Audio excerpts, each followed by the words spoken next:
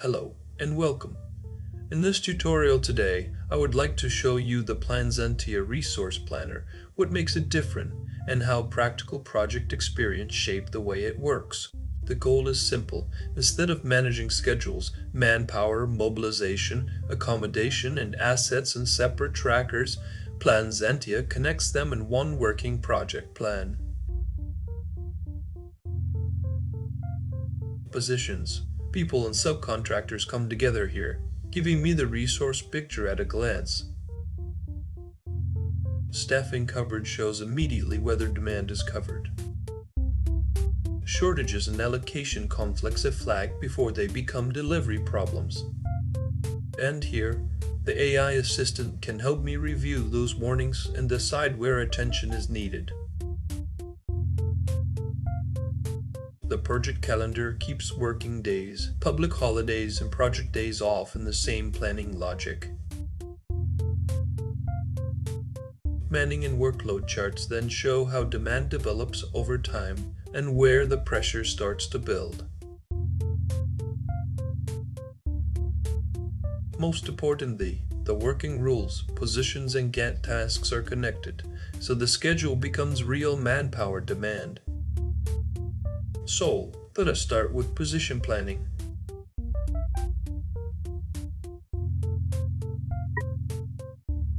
I will start with quick resource setup, where I define the working rules used by the whole resource plan.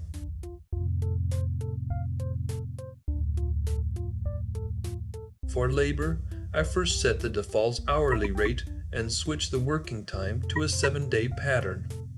Then I enter Monday to Sunday one by one. On real projects, working hours are rarely identical every day, so this gives me a much more realistic weekly total. Once the pattern is correct, I apply the same rule to all labor positions.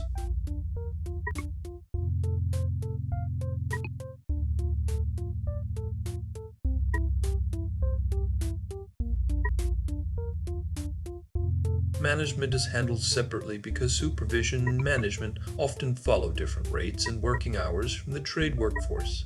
I set the management rate, open its own 7-day pattern, and define the week independently.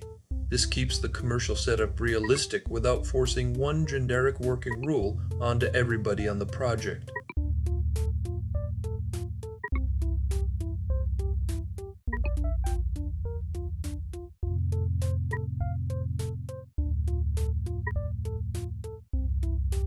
Select the relevant project country, and PlanZentia loads its public holidays automatically.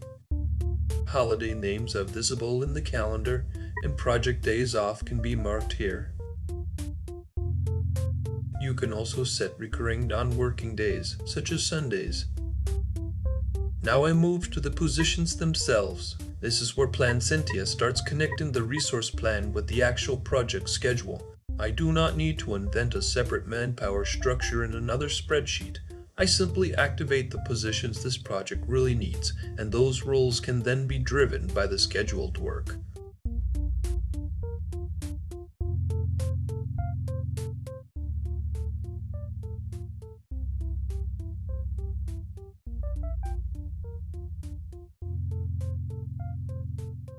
Next, I assign each active position to the real Gantt activities it is responsible for. This connection is one of the most important parts of the planner. A welder, shipbuilder, or foreman is not just a line in a resource table. The role is linked to the work creating the demand. So when the schedule changes, the manpower requirement has a clear reason to change with it. It also means I can always trace a staffing requirement back to the work behind it.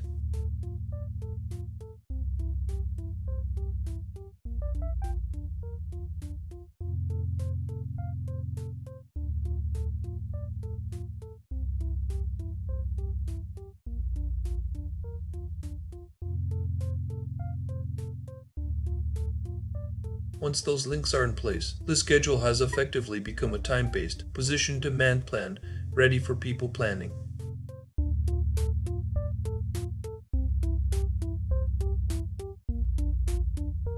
Now let us move to people. Here I can already see the required heads over time. Notice that the demand exists before I add names. It comes directly from the schedule. Now I build the staffing plan. Before adding the crew, I set up the companies that supply them. On a real project, those details are often scattered between contracts, spreadsheets, and email. Here I enter the company once, together with the contract reference, contact details, and default labor rate. When people from that supplier are added later, the commercial information can follow automatically. This avoids repeating the same setup for every person and keeps supplier information connected to the resource plan.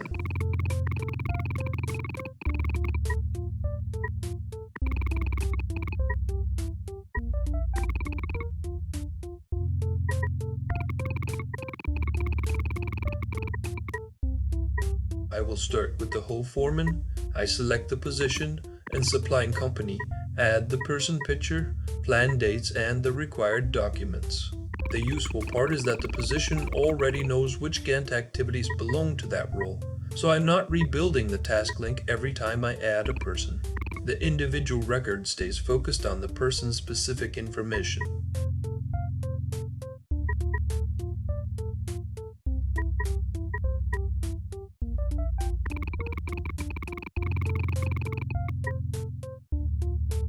Next, I add the shipbuilder. The workflow is familiar, but the documents can be specific to the trade. In this example, I keep the safety and hot work certificates together with the individual mobilization dates and supplier information. That means the project manager can review not only whether somebody is planned, but whether the person is actually ready to mobilize for that work. It keeps the planning record much closer to what is really needed on site.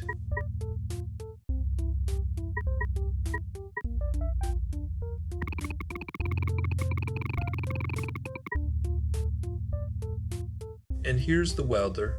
Again, the position brings the assigned work with it, while the individual record keeps the information that belongs to the person. For a welder, that includes the welding qualification alongside the normal safety documentation. In practice, this helps keep competence, documents, and planned mobilization connected instead of checking several separate lists. If something is missing, I can see it in the same planning context before mobilization becomes a problem.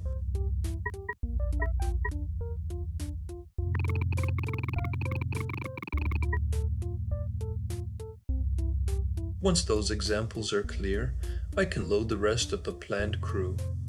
At this point, the important question is no longer how many names I have in the list. What matters is whether those people actually cover the demand created by the schedule, on the dates when the project needs them.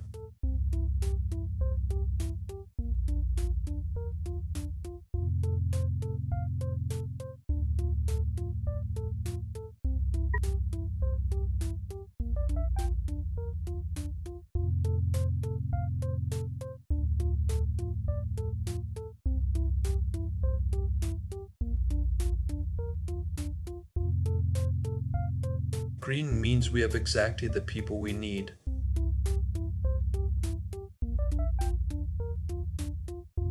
Red means we are short hard. The schedule needs more people than we have planned. Violet is the opposite. More people are planned than the demand requires.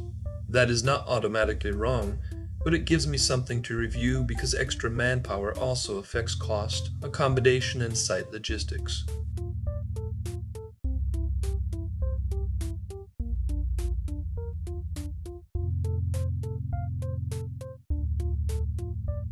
Now I will set up a rotation. For this example, the person works 90 days on site followed by 14 days vacation, and that cycle continues to the end of the project. Instead of drawing one long continuous manpower bar, I can see the real on-site and off-site periods that will actually affect coverage and mobilization.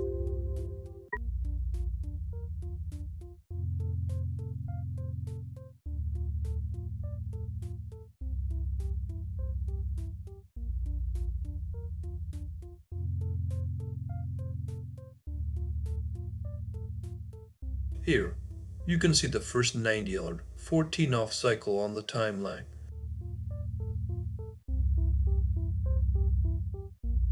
I can adjust plan dates directly on the timeline, and travel dates and demand coverage follow automatically, so the planning impact is visible immediately.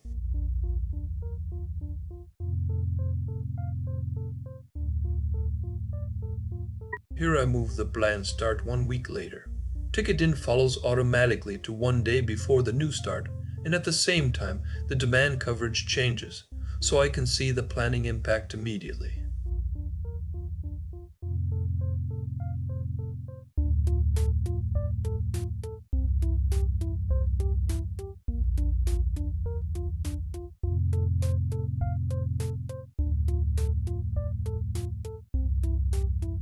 Now I extend the planned end by 1 week, ticket out move to 1 day after the new end, and the future rotation is rebuilt from that point, rather than leaving the old pattern behind.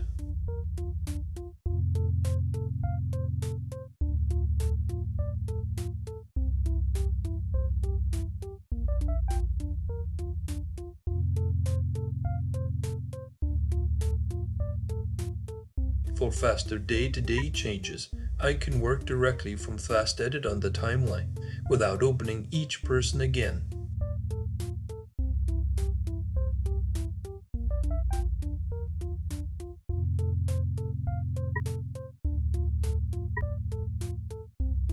Fast Edit is a working palette for quick timeline changes. From here I can set actual start, adjust ticket in or ticket out, paint vacation or off days, and edit visit dates while keeping the people plan visible behind it. For day-to-day project updates, that saves a lot of opening, closing, and searching through individual records.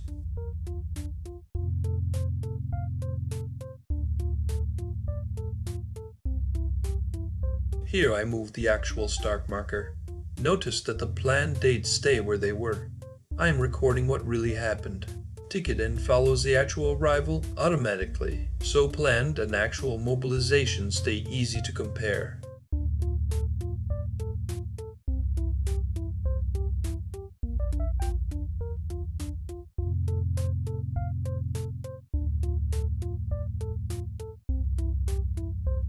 I can also pin a vacation period directly on the person timeline. The point is speed. I do not need to close Fast Edit, reopen the person, change a group of dates, and then return to the board just to make one practical planning adjustment.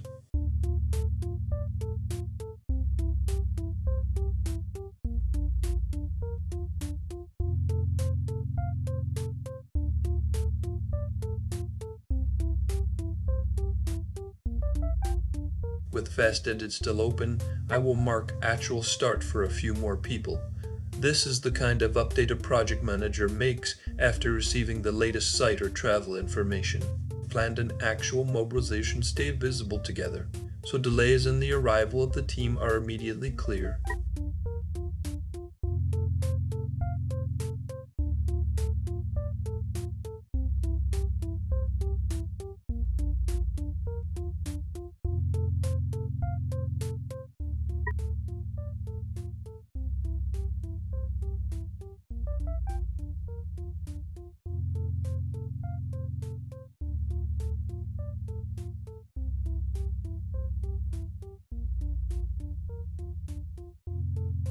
To finish the people section, I will open the full planning board. This is the view I would want during a real project review, demand at the top and the named workforce underneath, all across the same dates.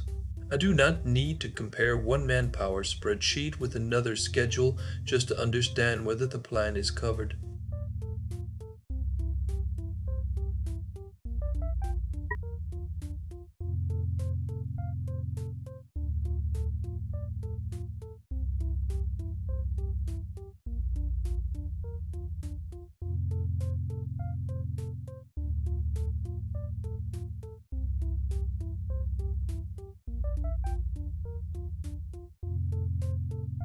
At the top, I have the position demand timeline.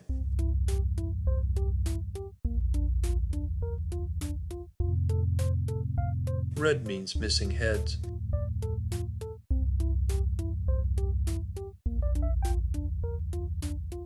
And violet shows where we have more people than the demand requires.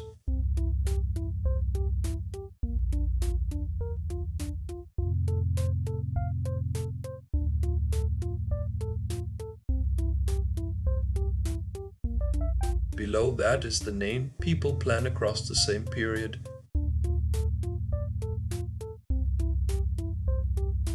Plan start, actual start, ticket in and ticket out stay visible beside each person. That gives me a much clearer picture of plan versus actual mobilization without building another tracker.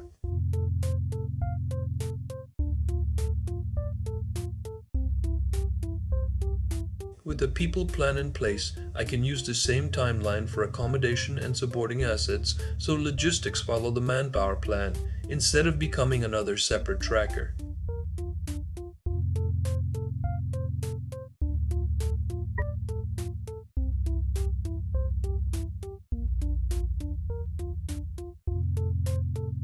At this peak, 28 people are on site, so I need 28 beds. I will add the first accommodation asset and give it a real capacity. Now I can compare the number of people expected on site with the number of beds available over the same period. That turns accommodation from a separate logistics list into something directly connected to the workforce plan and its peaks.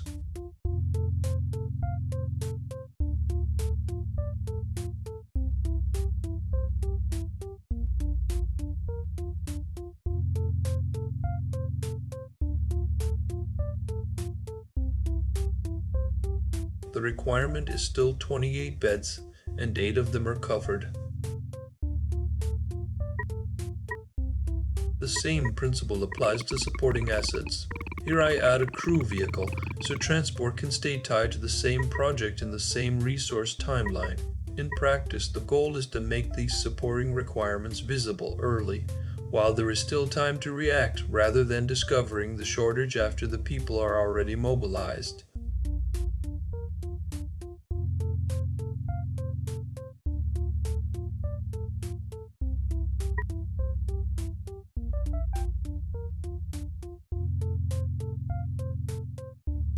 That is PlanZentia Resource Planner, one connected timeline for positions, people, accommodation, and supporting assets. Thanks for watching.